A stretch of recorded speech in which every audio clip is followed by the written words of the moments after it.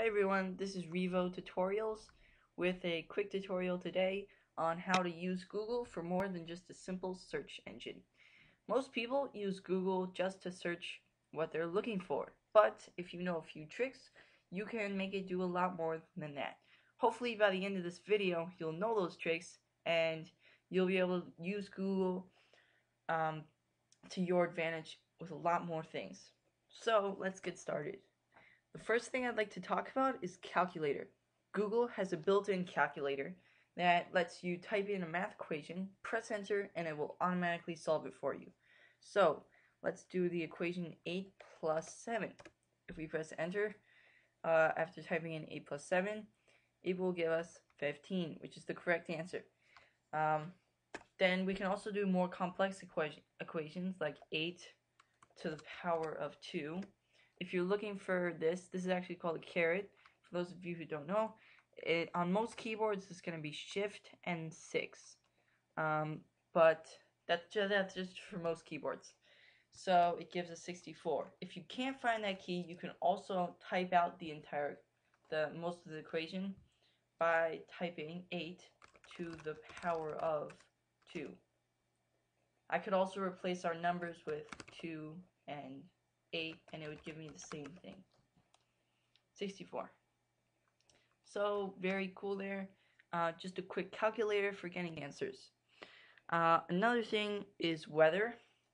Google weather.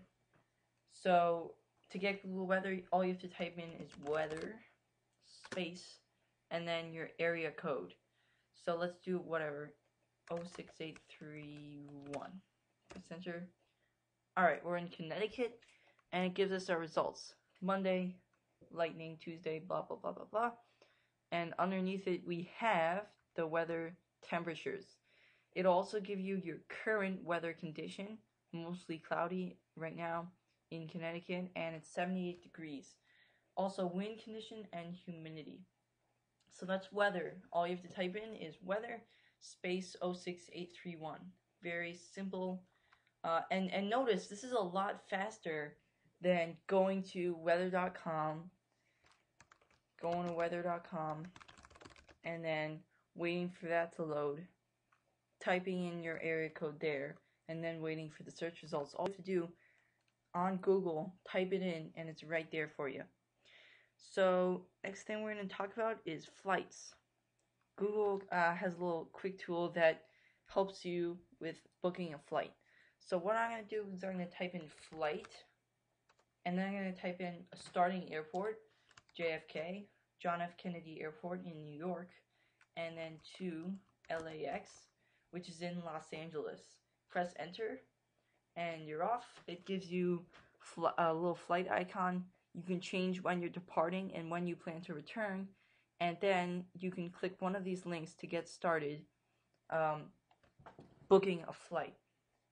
So that's very cool.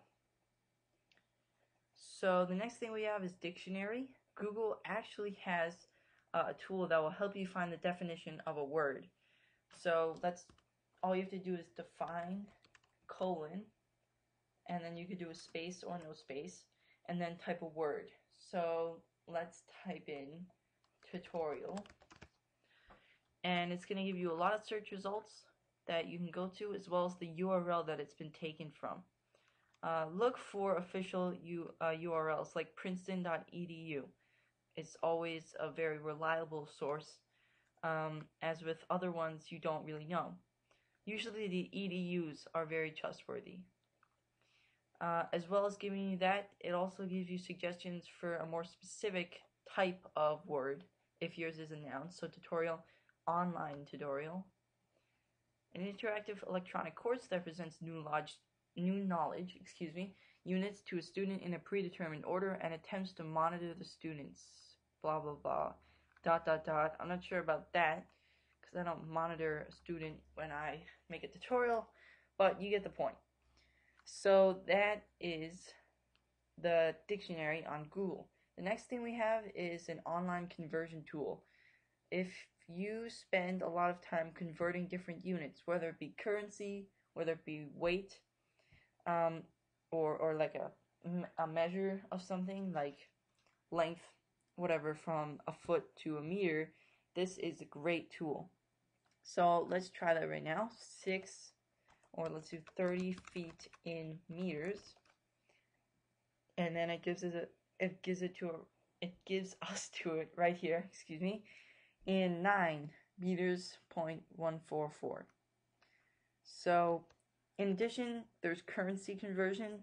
If I want to find out how much $5 is in British pounds, I type $5 in British pounds, press enter, and it's gonna give you my little calculator with the result is 3.090 blah blah blah blah. And also this result is automatically updated every day when the value of the dollar changes.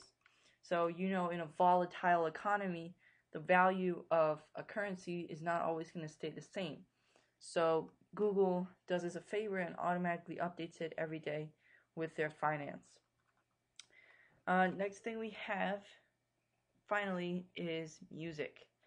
Google, when you type in the right things, can actually help you get free music. So to do that, we're going to type the following thing in title. It's a bit of a code. I have memorized this because I've used it quite a bit, and you will too. Don't be scared off by this code. So in title, colon, quotation, index of, close quotation, and then in parentheses, the little brackets here. There's a difference. Don't use these, not the little squiggly ones like these. Those are not the right ones. We want the solid ones like that, and that's going to help it. So MP3, and then you're going to type an artist or the specific song. So I'm going to type in whatever, Lifehouse. Type in Lifehouse, wait for it to load, and then the search results are going to be according to what we searched. It is, when I say in title, colon, it is saying we want all the search results that I get that in the title it says index of. So Google has done exactly that. Index of, index of, index of. There's no search result here that doesn't have index of in it. So that's what this part here does. It also is looking for MP3, .mp3. That means you're not just getting Lifehouse lyrics or something like that. You're actually getting a music, MP3, a music file. And finally, your artist is obviously helping you specify what type of music you want. So once you find some search results, try clicking on some of them, and then you're going to get a strange looking site. This is not how regular website looks, because it's an index. All it is a web page that's holding files inside of it. So here we are, whatever, Broken is a Lifehouse song. To save the song, you're going to right click. It's going to give you this, or something similar to this, a taskbar like this. And then you're going to choose Save Link As in Firefox. It's something similar to that.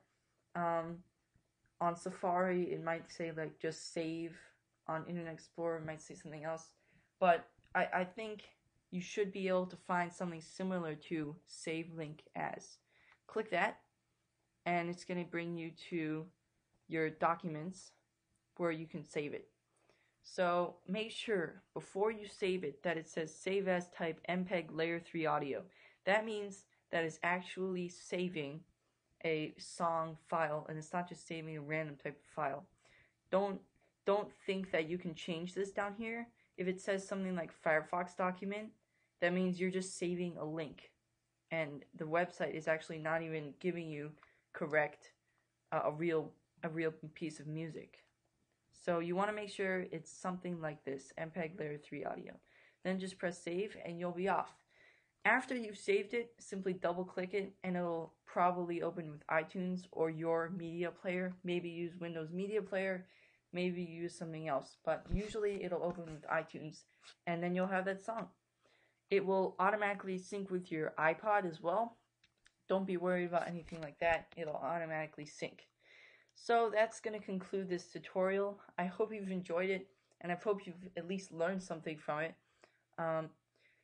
So if you enjoy these videos, I'd appreciate it if you subscribed to Revotuts by clicking that yellow subscribe button. In addition, I'd also really appreciate it if you commented and rated the video. But most important thing is hope you learned something, and thanks a lot for watching. This is Revo Tutorials.